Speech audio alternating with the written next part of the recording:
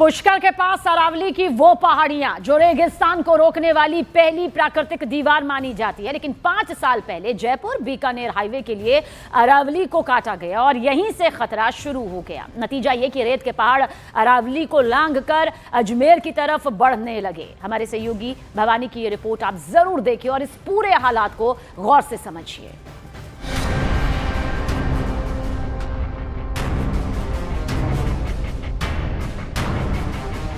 एक तरफ मरुस्थल, दूसरी तरफ हरियाली।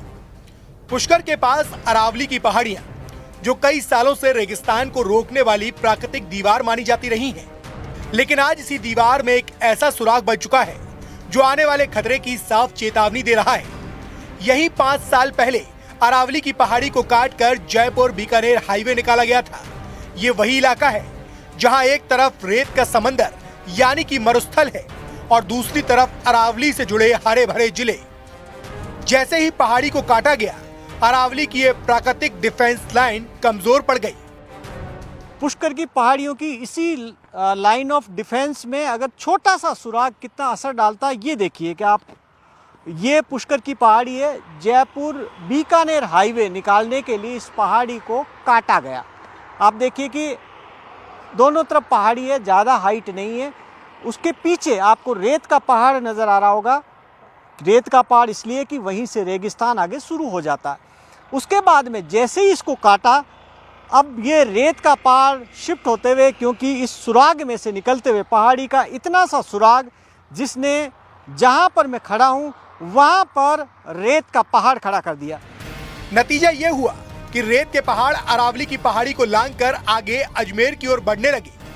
इस इलाके में अरावली अब तक 50 मीटर से नीचे रह गई है, यानी वो ऊंचाई जो अब तक रेगिस्तान को रोक रही थी, अब वो काफी हद तक कम हो चुकी है। जैसे यहाँ जो ये हाईवे का कट माना गया, अगर ये कट नहीं था उससे पहले क्या इतना बड़ा रेत का पहाड़ यहाँ था? नहीं, इतना बड़ा नहीं था मगर कुछ था, क्योंकि अरावली कुछ लेयर्स में है। इससे पहले बाडी घाटी है, बाडी घाटी के उधर रेगिस्तानी जिले 11 जिले, वो 11 जिलों के जो मिट्टी उड़ के आती है वो बाडी घाटी पे रुकती है। उसके बाद जो सेकंड लेयर ये जो चल रही है आपके सामने, सेकंड लेयर पे स्टॉपेज है और इसके बाद आप देखिए उधर थर्ड लेयर अरावली की है। इस दोनों के बीच में पहले जो मिट्टी उड़ के आई वो इकट्ठी हुई, परंतु जैसे ही ये कट लगा उसके बाद और ज्यादा रेगिस्तान फैल गया।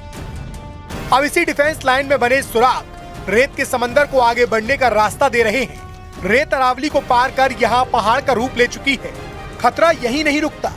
अगर यहाँ बची हुई अरावली की बाकी पहाड़ियों को भी काटा गया तो रेत के पहाड़ अजमेर से आगे जयपुर और दिल्ली की तरफ तेजी से आगे बढ़ सकते हैं।